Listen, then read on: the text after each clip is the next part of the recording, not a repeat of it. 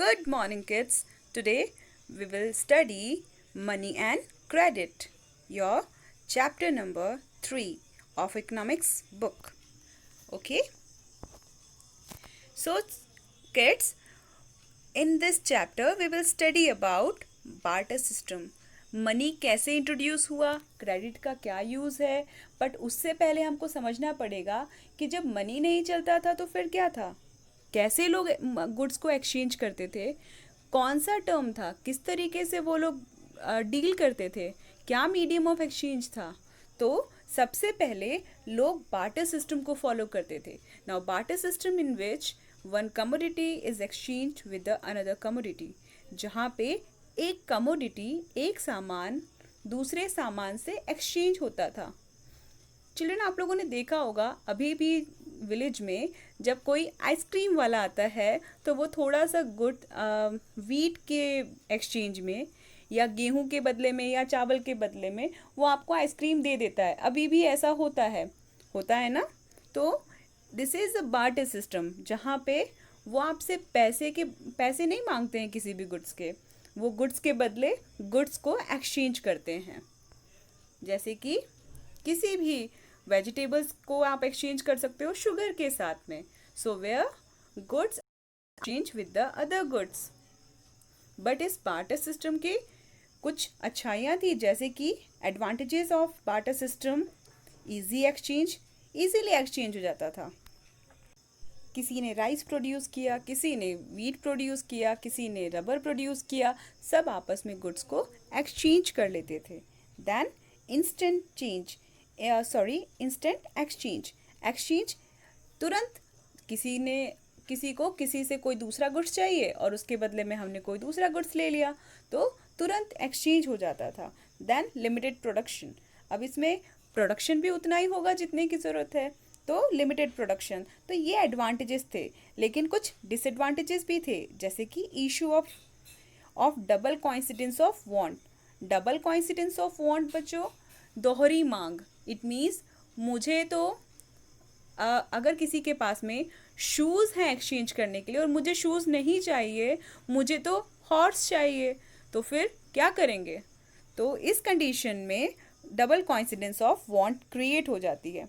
Difficulty in storing value, value को store करके रखना बहुत मुश्किल होता है। सपोज करो किसी ने एक हॉर्स को एक्सचेंज किया इन रेफर टू वीट, गेहूं के बदले एक हॉर्स एक्सचेंज कर लिया, ठीक है। तो क्या आप उसको स्टोर करके रख सकते हो? लाइवलीहुड्स की कोई वैल्यू है? तो स्टोरिंग में बहुत प्रॉब्लम आती थी बच्चों। Then problem of measurement of value, अब 1 किलो गेहूं को आप 1 किलो चावल से तो कंपेयर कर सकते हो, लेकिन 1 किलो गेहूं को आप क्या 1 kg ऑफ गोल्ड से कंपेयर कर सकते हो? नहीं ना। तो problem of measurement of value, आप एक्चुअली वैल्यू को फाइंड आउट नहीं कर सकते थे। तो इसीलिए हमको सबसे ज़्यादा किस चीज़ की ज़रूरत थी? मीडियम ऑफ एक्सचेंज की। ऐसा medium, something that buyers will exchange with the seller when they want to purchase goods और सर्विसेज फ्रॉम द सेलर। जब भी उनको सेलर से कोई भी गुड्स और सर्विसेज खरीदनी है तो उसके बदले उनको कुछ ऐसी चीज़ दें, something that buyer will exchange with the seller, जिसको वो बायर सेलर के साथ एक्सचेंज कर सके। तो फिर उसका सोल्यूशन क्या निकला? Money.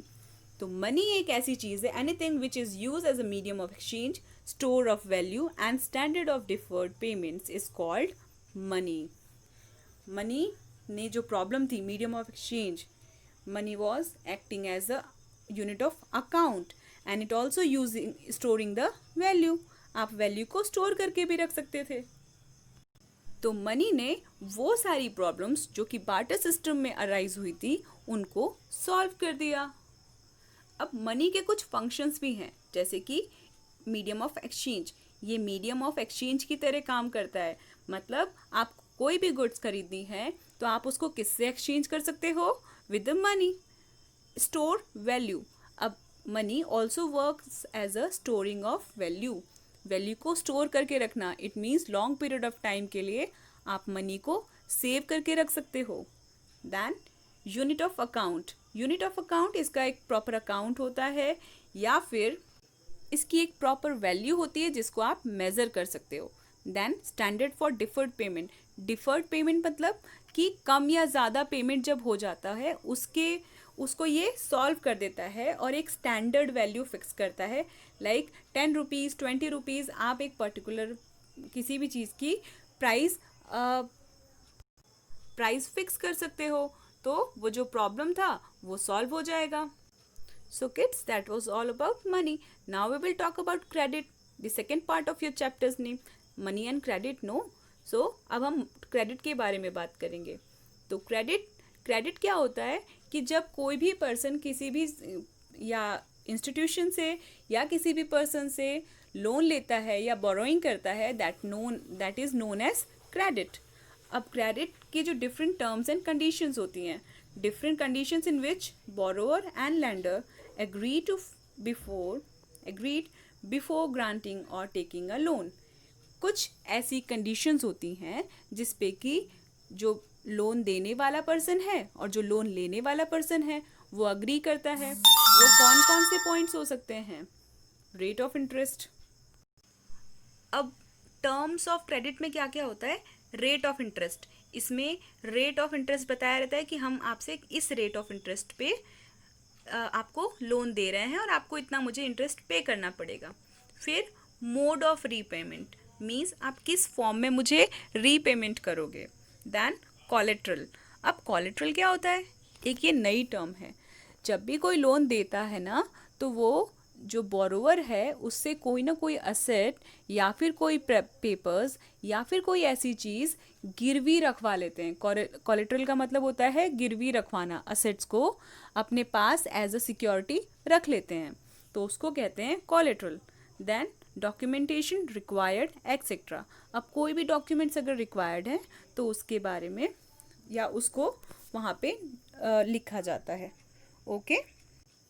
After knowing credit, we will learn about the source of credit। अब क्रेडिट के सोर्स कौन कौन से हैं, हम कहाँ कहाँ से क्रेडिट ले सकते हैं? तो वो होते हैं formal source of credit, formal sector and informal sector. अब formal sectors such as banks और कोऑपरेटिव सोसाइटीज़, और इनफॉर्मल सेक्टर जैसे कि हमारे फ्रेंड्स हैं, रिलेटिव्स हैं, उनसे जब हम लोन लेते हैं या फिर हम मनी बोरो करते हैं, that is known as source of informal source of credit. Now formal source of credit, commercial banks, cooperative societies, regional rural banks, and the formal sectors of credit. The Reserve Bank of India supervises the functioning of formal source of loan। जो formal sector हैं उनको supervise या उनकी जो workings हैं उसको कौन control करता है? RBI. Then they collect low rate of interest. अब formal source of credit low rate of interest को लेते हैं। Then they follow the some well defined rules and procedures. वो रूल्स एंड रेगुलेशंस को फॉलो करते हैं। तो इसके एडवांटेजेस क्या हो गए बच्चों? Low rate of interest. Formal sector के या फॉर्मल से सोर्स ऑफ क्रेडिट के क्या एडवांटेजेस हो गए? Low rate of interest. Then adopt judicious policy to recovery of loan. एक प्रॉपर पॉलिसी को चूज करते हैं लोन की रिकवरी करने के लिए। देन ये उन्हीं को लोन देते हैं जो कि प्रोडक्टिव पर्पस से हो, तो डैप ट्रैप की नौबत ही नहीं आती है यहाँ पे। देन ये बोरोवर्स को हेल्प करता है effective utilisation of loan amount and promote the development को प्रमोट करता है।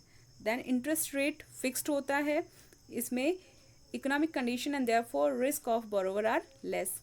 बोरोवर के लिए रिस्क बहुत कम हो जाता है।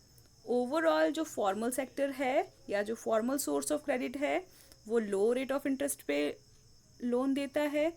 देन एक प्रॉपर जो पॉलिसीज़ है, रूल्स एंड रेगुलेशंस है, उसको फॉलो करता है, जुडिशरी पॉलिसीज़ को यूज़ करता है। फिर ये ओवरऑल अपने इंटरेस्ट रेट्स को फिक्स रखता है। सो यहाँ पे बोरोवर के लिए कोई भी तरीके का उसके साथ कोई नुकसान नहीं होता है, उसके साथ कोई डैप ट्रैप नहीं होता है। इट मीन्स उसको ठगा नहीं जाता है। But in the informal sector of credit, अब इनफॉर्मल सोर्स ऑफ क्रेडिट में क्या होता है? Informal landers include money lender, trader, employers, relatives and friends. जब हम बैंक से नहीं जाते हैं तो हम लोग किसी से भी लोन ले लेते हैं, या तो वो बड़े मनी लैंडर्स हों, कोई बड़े व्यापारी हों, या हमारे एम्प्लॉयर्स हों, या हमारे रिलेटिव्स हों, या हमारे फ्रेंड्स हों। Then there is no organization which supervises the credit activities of lender in the formal sector. यहाँ पे कोई ऐसी ऑर्गेनाइजेशन नहीं होती है जो उसको सुपरवाइज कर सके, जो उसको कंट्रोल कर सके। And they collect high rate of interest. ये ना बच्चों हाई रेट ऑफ इंटरेस्ट लगाते हैं, जो भी लोन देते हैं उस पर रेट ऑफ इंटरेस्ट बहुत हाई होता है। Then they do not follow any rules and procedures. ये कोई रूल्स फॉलो नहीं करते हैं। तो इस बिहाफ पे इसके एडवांटेजेस क्या हैं? Very easy process and instant credit. बहुत जल्दी हमको लोन मिल जाता है, कोई लंबी प्रोसेस नहीं होती है। अगर हम एज़ कम्पेयर टू इट अगर बैंक में लोन लेने जाते हैं तो हमको 2 to 3 मंथ्स लग जाते हैं एक लोन को सैंक्शन कराने में। देन लेस और नो डॉक्यूमेंटेशन। यहाँ पे ज़्यादा कोई डॉक्यूमेंट्स की ज़रूरत नहीं पड़ती है। देन फुल और high level of autonomy in utilisation of fund. पूरी मनमानी या एकाधिकार होता है किसका? जो हमको मनी लैंड करता है उसको, उस पर। Now in the informal source of credit the lender is free to fix the loan amount. वो लोन अमाउंट को फिक्स करने में भी फ्री होता है। टाइम, मोड ऑफ रीपेमेंट, इसको भी वो अपने मन के अकॉर्डिंग फिक्स करता है।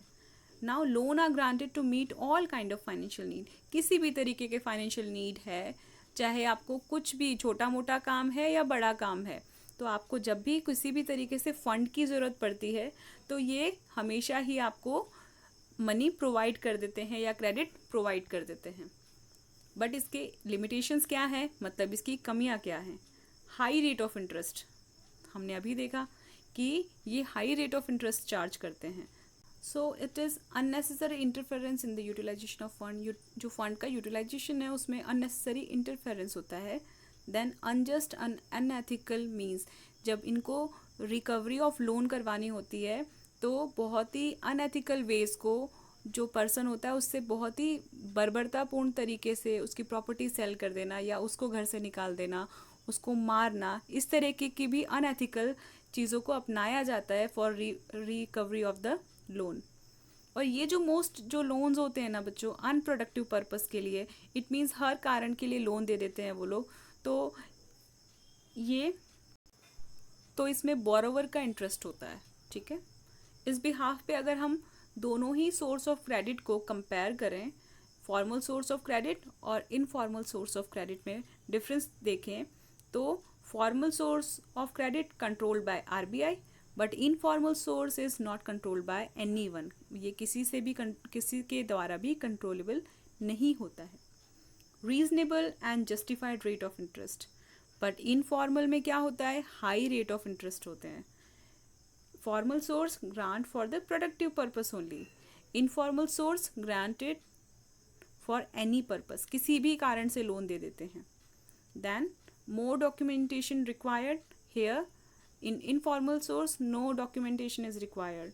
Then formal source, legal proceeding followed to recover loan amount of if the borrower failed to repay। तो लीगल प्रोसेस को यूज करते हैं। और इनफॉर्मल सोर्स में क्या करते हैं बच्चों? lender can take measures to recover loan if the borrower failed to repay। lender अपने तरीके से उससे रिकवरी करवाता है। अब measures to protect the borrowers of informal sector. Informal sector में बोरोवर्स को प्रोटेक्ट करने के लिए कुछ कारण हैं किस तरीके से हम उनको बचा सकते हैं। तो increasing accessibility of formal sectors, like bank को जब हम जितने ज़्यादा बढ़ाएंगे, बैंकिंग का नेटवर्क ज़्यादा बढ़ाएंगे, तो उससे लोग ज़्यादातर बैंक की तरफ बढ़ेंगे।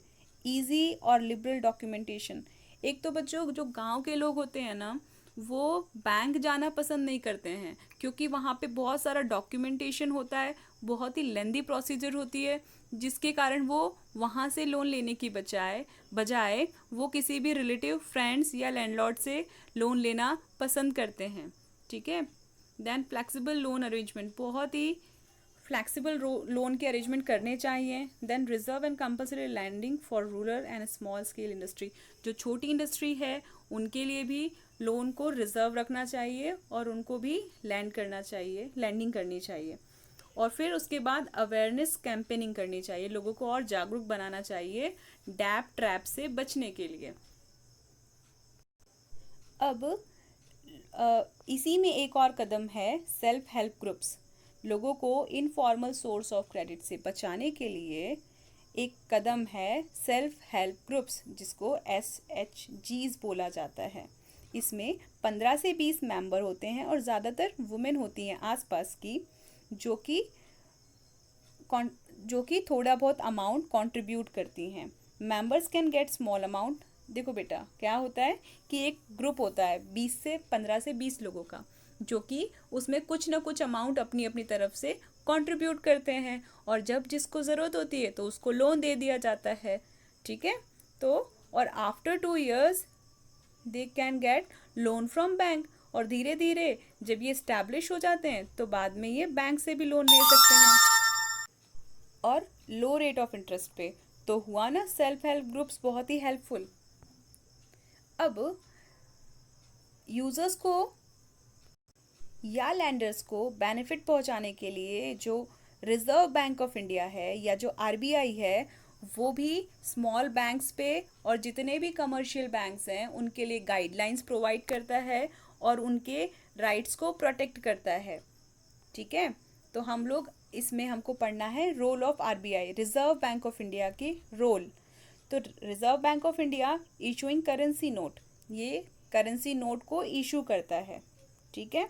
फिर बैंकर्स टू गवर्नमेंट, गवर्नमेंट को भी अगर लोन्स फंडिंग्स की ज़रूरत होती है तो कौन देता है? RBI. और उसको सजेशंस, पॉलिसीज़ बनाने में सजेशंस कौन देते हैं? बैंक, ये RBI. देन बैंकर्स, बैंक कम सुपरवाइज़र. ठीक है. तो ये बैंकर्स का बैंक भी है और उनको सुपरवाइज भी करता है. अच्छा, कभी आपने सोचा है कि ये बैंक के पास पैसा कहाँ से आता है? तो RBI से आता है. ठीक है. Then monetary regulation and management. Monetary का रेगुलेशन कैसा हो रहा है, उसका मैनेजमेंट, जितने भी पॉलिसीज़ है उसको बनाना, उसको कंट्रोल करना, ये सब कुछ किसके हाथ में है? RBI के हाथ में है. Exchange management and control, other countries के साथ में फॉरेन एक्सचेंज, करेंसीज से रिलेटेड जितना भी मैनेजमेंट है और कंट्रोल है वो कौन करता है? RBI. Then collection of data and publication, जितने भी मॉनेटरी डाटाज हैं, पब्लिकेशंस हैं, उसको कलेक्ट करना, that is also role of RBI. Okay kids. Now अब ये जो क्रेडिट है ये कहीं ना कहीं लोगों को और इकोनॉमी के डेवलपमेंट में बहुत हेल्पफुल है. अगर लोग क्रेडिट लेंगे तो क्या करेंगे? अपना कहीं ना कहीं वो स्टैंडर्ड ऑफ लिविंग बढ़ाएंगे और कंट्री की ग्रोथ में हेल्प करेंगे. अगर बिजनेसमैन क्रेडिट लेते हैं तो वो क्या करेंगे? बिजनेस डालेंगे. ठीक है. उससे कहीं ना कहीं एम्प्लॉयमेंट अपॉर्चुनिटीज़ बढ़ेंगी, इन्वेस्टमेंट बढ़ेगा. ठीक है. तो नई कंट्री की ग्रोथ होगी. तो role of credit in the development, credit कहीं ना कहीं कंट्री की ग्रोथ में हेल्पफुल है. सी, credit makes proper use of excess money of the depositor by channelizing it to a profitable investment. ठीक है. So enable the borrower to invest more than the resource available with them. उनके पास मानो कम पैसे हैं और वो और मनी अगर बोरो करता है तो वो और भी अच्छी टेक्निक्स को इंट्रोड्यूस कर सकता है. तो इस तरीके से it is helps the lender to earn interest from their saving. तो बहुत सारी वो सेविंग्स से और भी इन्वेस्टमेंट कर सकता है और भी ज़्यादा अर्न कर सकता है. सो किड्स, ये सारे पॉइंट्स हैं जो हमने इस चैप्टर में पढ़े, like barter system, double coincidence of want, then currency which is accepted by government, that is known as medium of exchange, Reserve Bank of India. Okay, then check, then loan, borrower, interest, formal sector, informal sector, RBI, functioning of RBI. So these all we have studied in this lecture. I hope all these points are clear to you all. Thank you so much. Take care. Bye bye.